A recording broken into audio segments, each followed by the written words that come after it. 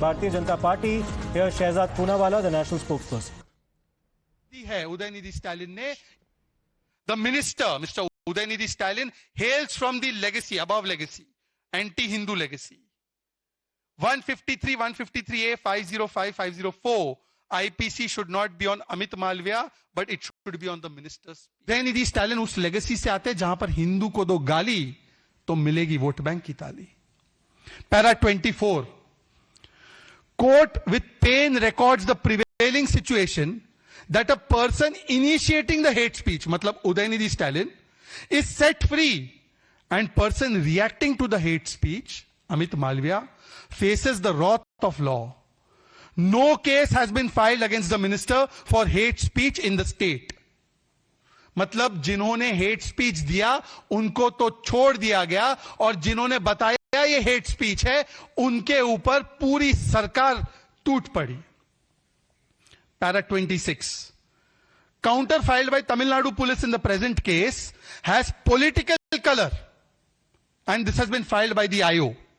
Officials should be apolitical, but they are taking sides with political party, which is reprimandable. Para 26 में लिखा गया है कि जिस प्रकार से तमिलनाडु की पुलिस ने पक्षपात करते हुए जिसने हेट स्पीच किया उसको छोड़ दिया और जो हेट स्पीच बता रहा है कि हेट स्पीच है उनके खिलाफ पॉलिटिकल कलर से कार्रवाई करते हैं और यह कोर्ट कहता है रेप्रिमांडेबल है.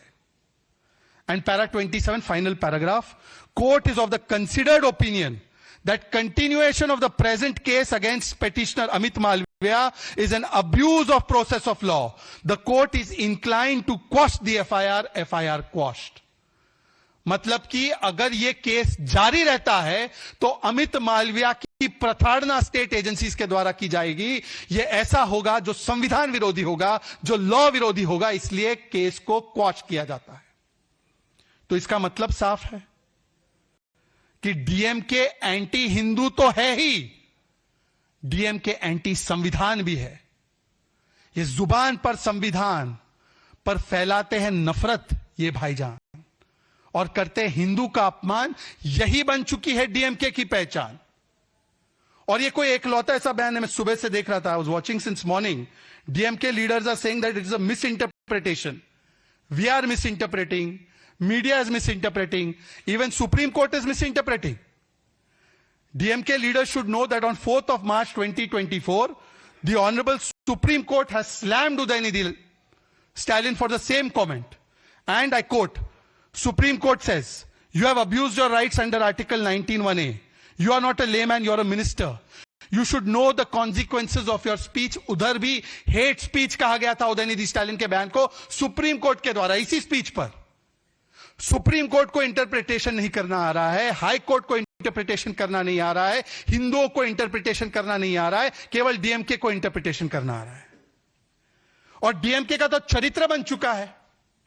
It has become the DNA of DMK. Just few days ago इसी मंच से हमारे तमिलनाडु के प्रभारी श्री पीयूष गोयल जी ने एक बहुत ही महत्वपूर्ण विषय उठाया था और वो भी कोर्ट के आदेश के आधार पे था.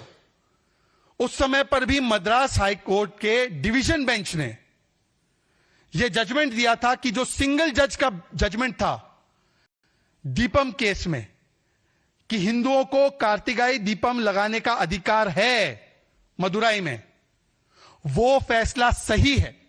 और उस समय पर भी डीएमके ने क्या किया था? उस समय पर भी डीएमके ने impeachment वाला फतवा जारी किया था उस जज के खिलाफ. At that time also the DMK, riled with its anti-Hindu, anti-Lord Murugan, anti-Samvidhan nature, had taken out a fatwa of impeachment against a single judge who had given the Hindus their constitutional right to light a deepam at the Deepathu. So this is not Sahyog. It is सोचा समझा vote bank का उद्योग to give गाली to Hindus, to abuse Hindus, to threaten Hindus in the state of Tamil Nadu by DMK.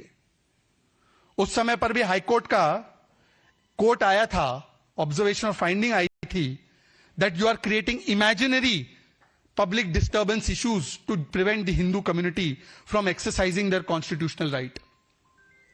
और उन्होंने उस समय पर भी डीएमके की सरकार को बहुत फटकार लगाई थी। और अगर आप पूरा चरित्र देखेंगे डीएमके का, तो इनके एक नेता A Raja on record, Hindu religion is a menace to India and the world. अब ये जो डिस्टिंक्शन ड्रॉ कर रहे हैं कुछ लोग डीएमके के, कि it's been said about Sanatan means this, it's not been said about the Hindus. तो ये ए राजा का बयान, I am quoting, Hindu religion is menace to India and the world. A Raja, we are enemies of Prabhu Shri Ram. DMK leader tells cadres don't wear Hindu symbols. ऐसा बयान किसी और faith के बारे में तो नहीं दिया जाता डीएमके के द्वारा। और कौन सी अलायंस का हिस्सा है डीएमके, वो भी तो देखिए ना। वहां पे तो कंपटीशन है कि कौन हिंदुओं को ज्यादा थ्रेटन कर सकता है, कौन हिंदुओं को ज्यादा गाली दे सकता है, कौन हिंदुओं का ज्यादा अपमान कर सकता है। भाई डीएमके की सबसे best friend BFF Congress party, और कांग्रेस पार्टी बोलती है प्रभु श्री राम का अस्तित्व नहीं। कांग्रेस पार्टी बोलती है हिंदू टेरर होता है। कांग्रेस पार्टी बोलती है भगवा आतंक होता है। कांग्रेस पार्टी बोलती है सनातन डिजीज है, प्रियंक खड़गे जी ने बोला है।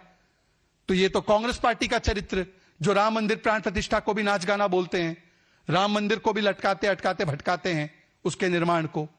फिर उनकी दूसरी बीएफएफ समाजवादी पार्टी, जो कहती है मठाधीश इज इक्वल टू माफिया, जो कहती है रामचरितमानस को जला दो, जो कहती है कि वह हिंदू राम मंदिर जो है वो बेकार है और हिंदुओं पर गोलियां चलाती है और उसका अभिमान उसको महसूस होता है। ये तो इनके साथी है। इनकी तीसरी बीएफएफ टीएमसी बोलती है प्रभु श्री राम मुस्लिम थे, जय श्री राम बोलोगे तो जेल में जाओगे। अभी जागो मां किसी सिंगर ने गाया तो उसको पीट दिया टीएमसी के कार्यकर्ताओं ने। तो डीएमके की संगति भी तो देखिए, ये पूरा अलायंस हिंदू विरोधी alliance. This entire India alliance, it has two facets, anti Hindu and anti संविधान। Yet they go around saying कि ये संविधान के रक्षक है, ये संविधान बचाओ वाले हैं। तो आज मेरा 3 सवाल है इस पूरे इकोसिस्टम से। सवाल number 1, question number 1 for the Congress DMK ecosystem, what happened to free speech, संविधान बचाओ, in case of Mr. Amit Malviya? You have filed a fake case only to harass, and you are using agencies of the state, whoever is your political rival, and then you are saying Samvidhan hum bacha rahe hain. Question number 2, that Congress party which is doing press conferences and saying that we are biggest champions of Hinduism, we are Janyudhari Hindu, we wear Janyu on the coat and then we show we are Hindu. That Congress party, why is it so silent when DMK government has protected a person who said that Hindus should be exterminated?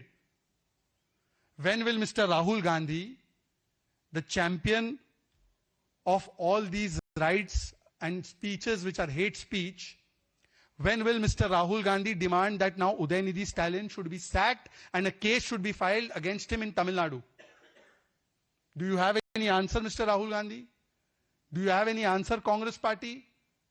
Do you have any answer जो पूरा ये ecosystem है और जो Islamophobia के नाम पे एक पूरी मंडली खड़ी हो जाती है? देखो ये इस्लामोफोबिया है, ये देखो मुस्लिम्स के साथ क्या किया जा रहा है। ठीक है, आपके बड़े लेजिटिमेट कंसर्न्स है, तो ये लेजिटिमेट कंसर्न नहीं है हिंदू फोबिक बयान देना, हिंदू आस्था पर चोट करना, 80% हिंदू का जेनोसाइड हो जाए, एक्सटर्मिनेट हो जाए, इरेडिकेट हो जाए, ये कौन सी स्पीच है? पूरा इकोसिस्टम खामोश है। Entire ecosystem has gone into silent mode, airplane mode, signal ही नहीं मिल रहा इनका। कुल मिलाकर आज जिस प्रकार से डीएमके सरकार पर यह लथाड़ लगाई है हाईकोर्ट ने, उदयनिधि स्टालिन को अपने पद पर बने रहने का कोई औचित्य नहीं बचता। Mister Udhayanidhi Stalin should immediately be removed and a case should be filed against him for what has been called as hate speech against 80% of the population of this country, the Hindu community. And this is also partly being done, these statements, because DMK is running the most corrupt government in the history of India. अगर पूरे इतिहास को देखा जाएगा सबसे corrupt government अगर कोई है तो तमिलनाडु की डीएमके गवर्नमेंट है। अभी ज्यादा मैं उनके करप्शन के केसेस नहीं गिनाना चाहता, it will take 2-3 hours, then you all will get upset with me. But DMK का भी बस लास्ट येस्टरडे का बताता हूं. कैश फॉर जॉब स्कैम किया 880 करोड़ का, ब्राइब फॉर कॉन्ट्रैक्ट स्कैम किया 1000 करोड़ का, और वही मंत्री उनका एक नया स्कैम सामने आया, डॉसियर सबमिट हो चुका है ईडी के द्वारा.